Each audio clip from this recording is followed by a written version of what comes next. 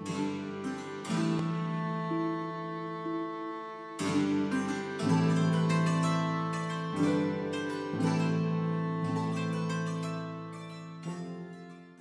and welcome to GCLS Virtual Events. My name is Jennifer and I work in the South Carolina room in the Hughes Main Library.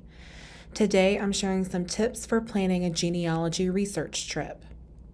With so many family history databases, it's easy to get started on your family tree right from the comfort of your own home. Online research is a great place to start and revisit. Keep in mind that new records are added frequently, but there are many records not yet available online, records that you can view only at libraries, archives, and other repositories. If you've exhausted the resources available to you online and locally, you might consider planning a trip to your ancestors' homeland for more research. Whether you're traveling near or far, here are some tips for planning a genealogy research trip. It's never too early to start planning for a research trip. You'll want to think about funds. Start saving early, particularly if traveling internationally. Consider opening a savings account and deposit money each month for your trip. Consider the timing of your trip. What's your destination's climate and average weather? And when are major holidays and tourist season? Take these into consideration and plan the timing of your trip to your personal preference. You'll also need to think about your expenses, including accommodations. Do you have relatives you can stay with, or will you need to make other arrangements? Food expenses. Depending on your accommodations, will you need to eat out for most meals, or will you have the option to cook for yourself? Another expense is transportation, both to your destination and once you arrive. Additionally, you might consider hiring a translator or guide for your trip if English is not the native language. Alternatively, GCLS has some great language learning databases such as Mango Languages and Rocket Languages that can help you prepare for your research trip. These databases are available for free with your library card. Simply navigate to our website, greenvillelibrary.org, and find these language learning databases and other resources under Learning and Research. During the planning phase of your research trip, you'll need to find out the requirements your destination might have for visitors. For international travelers especially, you'll need a passport. You may need to apply for special driving permits or licenses. Your destination may also have vaccination requirements or required medical testing before visitors can enter. If you feel a little overwhelmed planning trips, you might consider booking a guided genealogy research trip. If your ancestors hail from Ireland, you might be interested in guided tours like My Ireland Family Heritage Tours. The company was featured in 10 incredible genealogy trips worth taking by The Travel. The tour guides specialize in finding your ancestors' exact house location and connecting you with any living relatives. Book any tickets and obtain necessary documents well in advance. Booking flights, transportation, etc. early give you the opportunity to shop around for good deals. Processes like obtaining passports and permits take time and can't be done last minute. Research your destination. As you plan your trip, it's a good idea to learn what you can about your destination. GCLS has a great database, A to Z World Travel, which provides travel guides for cities all over the world as well as general traveling tips. You'll find A to Z World Travel and all of our other databases on our website under Learning and Research. These databases are available for free with your library card. Another good place to find information is by visiting your destination's official website. Let's take a look at Ireland's website. Navigate to the site by typing ireland.com into the address bar.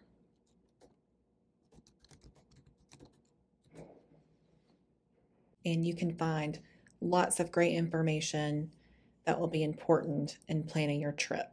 You might look at average weather trends.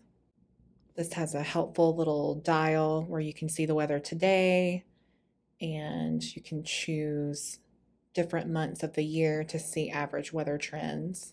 So I want to look at what kind of information they have about driving while you're in Ireland.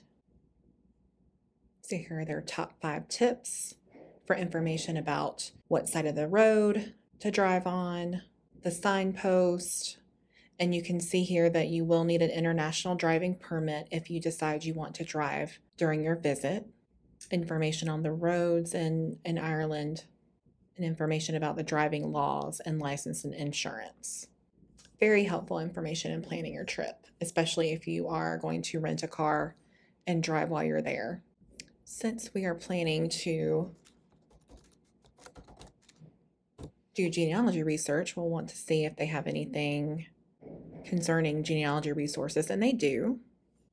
It has a great list of repositories in Ireland, including National Archives, which we'll visit later, county genealogy centers, lots of good resources for genealogy. It is tempting to try to do it all when you're visiting a place you aren't likely to visit again, but you likely have a limited amount of time you can spend, and you might end up overwhelmed and disappointed you couldn't fit it all in. Think about what's most important to you to see and do and make an itinerary. List the repositories you want to visit along with other locations like cemeteries or visits with relatives. Narrow your research scope down to a single ancestor or at least a single family line and write down your research goals. For example, you might want to locate your ancestor's property, review a church record book, or learn the names of a female ancestor's parents. Whatever your research goals are, write them down so you don't lose sight of the purpose of your trip. Before your trip, do your research. Try to do as much genealogical research as you can from home and locally. You don't want to spend your trip viewing records that can be viewed online. If you're traveling internationally, you'll want to try to find all the available records your ancestors created after their arrival in the United States prior to your trip. You might consider using a helpful record checklist like this one available from the Midwest Genealogy Center. This form lists common U.S. records to use as genealogical sources for your research. This form and other similar forms are available on the Midwest Genealogy Center's website as a downloadable, fillable PDF, which is helpful if you store your research in a cloud storage platform like Google Drive. You'll have access to it on any mobile device. Before your trip, you'll also need to research the institutions such as archives, libraries, and other repositories you plan to visit. If they have a website, review it carefully and take note of regular hours of operation and any scheduled closures. Some places might close for a lunch hour each day. Some libraries may have different hours for their local history and genealogy rooms than they do for the rest of the library departments. Additionally, you'll want to pay attention to any policies for researchers. Some places require visitors to book a research appointment.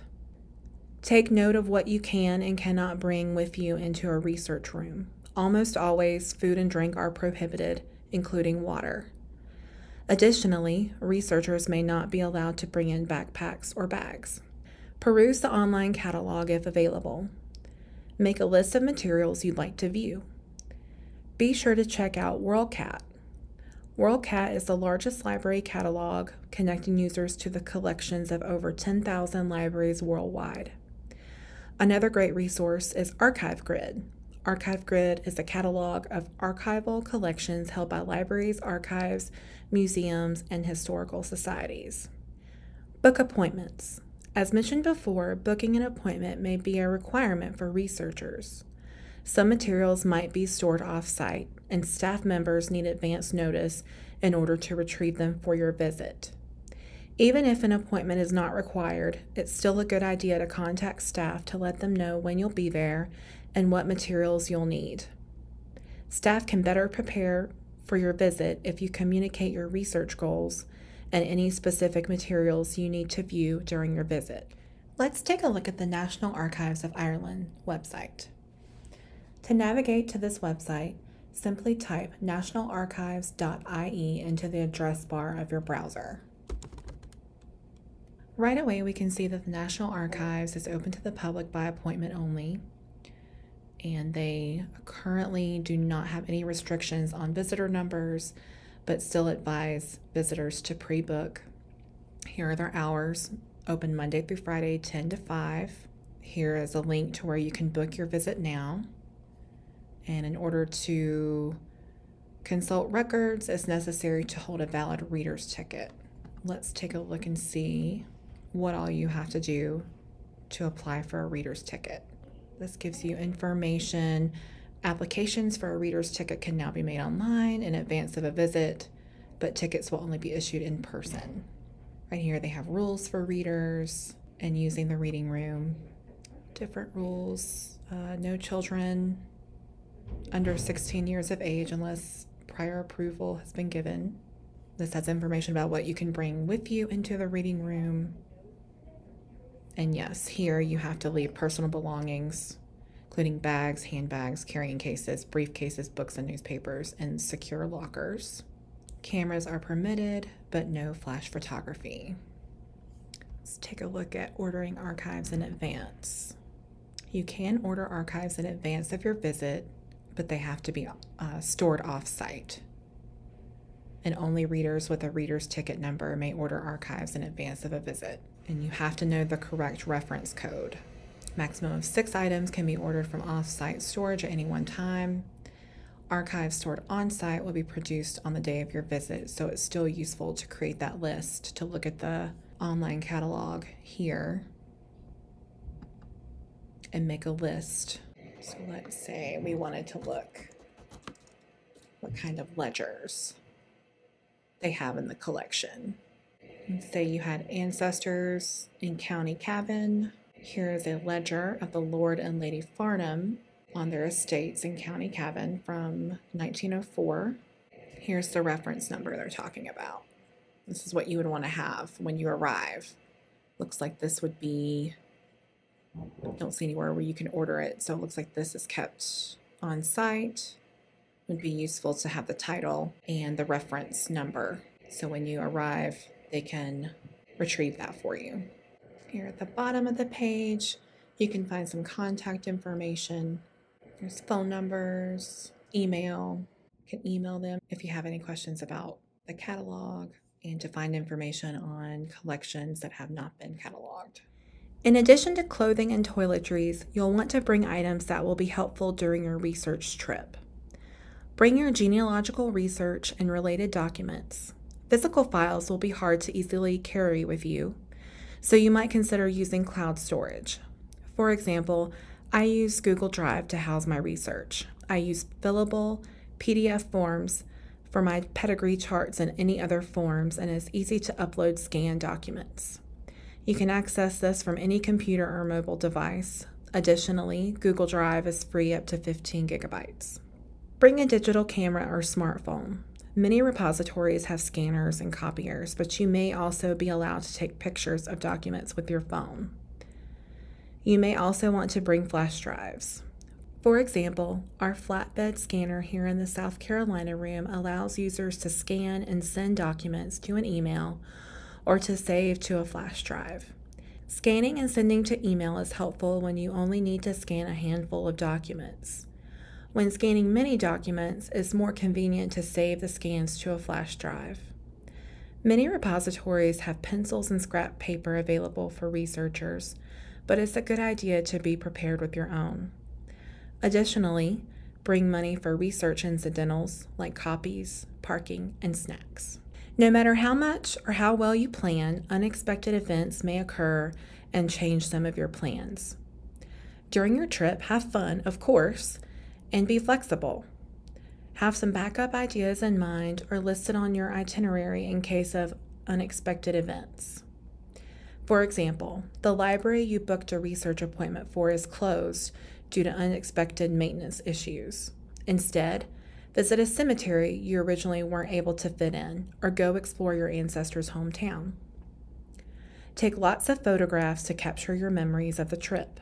If you weren't able to fit in all the research you wanted, check with staff members to find out about their research services and obtain lists of local researchers for hire. Many places offer some research services and maintain a list of researchers. This can be especially helpful for places you are not likely to visit again. In the South Carolina room, for example, we offer some research services for patrons who cannot make it into the library themselves. The record request form available on our website under Genealogy and Local History lists those services and the associated fees. We also maintain a list of local fee-based researchers for patrons who need more extensive research assistance than staff can provide. Though we are happy to make this list available, the library does not endorse or recommend any of the researchers. Next, after your trip, organize your new research and related documents as you go or soon after arriving home. Everything will be fresh in your mind, so you'll be able to add everything you discovered to your personal organization system. If desired, share your experiences with others. Perhaps you have family members who share an interest in genealogy or friends who are planning their own research trips and want to learn from you. Social media is a great way to share your research and all of those beautiful photographs you captured on your trip. Thank you so much for joining me today. I hope this information has been helpful and will help you get started on planning a genealogy research trip. For more content, check out our adult virtual events and adult classes and activities pages located on our website, greenvillelibrary.org. Here are some additional resources for planning a research trip. Click on the blue button to request or view the resource. Interested in future virtual events? Check out greenvillelibrary.org/events and sign up for our e-newsletter. Follow us on our social media platforms. If you have any questions, send us an email at asklibrarian@greenvillelibrary.org.